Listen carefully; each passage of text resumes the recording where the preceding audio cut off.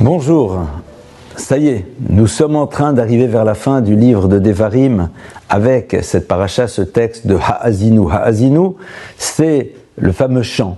Ce chant, non pas le chant du départ, mais le chant qui est exprimé tout à la fin de cette histoire du peuple d'Israël dans le désert, dans lequel, on va nous rapporter énormément de choses, et c'est d'une beauté et d'une complexité incroyable, parce qu'il y a différents niveaux de lecture, évidemment, de ce fameux chant de Ha'azinu. Et à l'intérieur de ce texte, il va y avoir en effet des allusions très claires au futur du peuple d'Israël, et à un moment, on nous parle de la Torah, et le verset dit « Kilo davar rek hu mikem » car sachez que cette chose-là, n'est pas une chose qui est vide de vous. Et sur place, Rashi va nous expliquer la chose suivante, que ne t'imagine pas que la Torah est quelque chose de vide, car tu vas découvrir que plus tu fais l'effort de l'approfondir, plus tu vas découvrir les trésors extraordinaires qui sont présents à l'intérieur d'elle.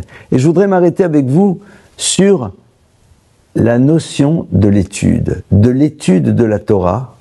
Et regardez, allez un jour dans ce que l'on appelle un Otsar Sfarim. Otsar Sfarim, vous savez, c'est un lieu dans lequel vous avez des milliers et des milliers et des milliers et des milliers de livres de commentaires sur la Torah. Otsar Sfarim, on le retrouve dans toutes les yeshivot, vous savez, ces académies talmudiques, et vous avez donc la grande pièce dans laquelle les élèves étudient, et puis vous avez en haut une salle.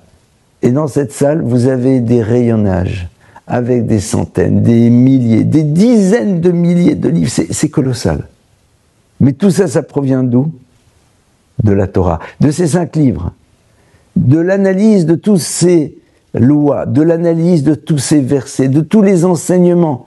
Et c'est quelque chose qui est immense, avec en plus plusieurs lectures possibles. La lecture au premier sens, la lecture plutôt de l'exégèse, la lecture plutôt mystique des choses, et tout s'interpénètre de manière extrêmement belle.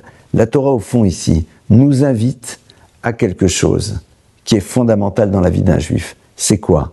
C'est d'aller vers l'étude. D'aller vers l'étude et d'être yagia, de faire des efforts, c'est-à-dire de s'investir à l'intérieur de cette étude de la Torah qui concerne tout le monde. Ne faisons pas l'erreur de penser que l'étude n'est là que pour les rabbins, que pour les religieux, et puis une fois qu'on a étudié un petit peu, c'est bon, on connaît, et puis on peut passer à autre chose. L'étude est quelque chose qui va nous accompagner toute notre existence, car nous n'avons jamais fini d'explorer les profondeurs de la Torah, d'explorer sa génialité, de découvrir tous ces enseignements qui sont là dans tous les domaines de l'existence. Une petite histoire.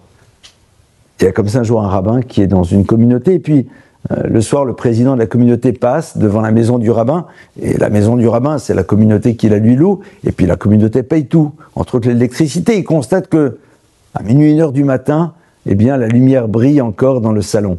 Alors, première lecture, pas la bonne sans doute, c'est que notre rabbin sait qu'il ne paye pas l'électricité, donc il ne fait pas attention d'éteindre les lumières. Mais néanmoins, le président de la communauté un jour a envie d'aller voir le rabbin, parce qu'il ne comprend pas, il voit très régulièrement que c'est allumé très très tard chez lui. Alors il lui pose la question, il dit « Monsieur le rabbin, tout va bien, parce que parfois je passe tard devant chez vous, et je vois que la lumière est toujours allumée. Tout va bien, ça va, pas de souci ?» Le rabbin le regarde et lui dit « Non, non, tout va bien, non, mais j'étudie. » « Ah oui, bon, excusez-moi. » Et puis quelque temps après, le rabbin s'en va. Et puis, notre cher président doit chercher un autre rabbin, alors il va écrire à ce que j'appellerais un syndicat de rabbins, je ne sais pas si ça existe, et puis il leur demande un nouveau rabbin. Mais il précise, si ça ne vous dérange pas, un rabbin qui a déjà terminé ses études. Et oui, en effet.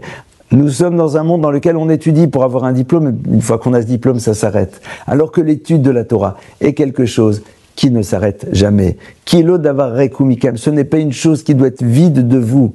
Il faut savoir que la Torah est riche d'une richesse incommensurable, immense, colossale. Elle nous a accompagnés tout au long de notre histoire. À nous de faire l'effort pour découvrir tous ces trésors, s'en remplir et vivre avec cette connaissance. Shabbat Shalom.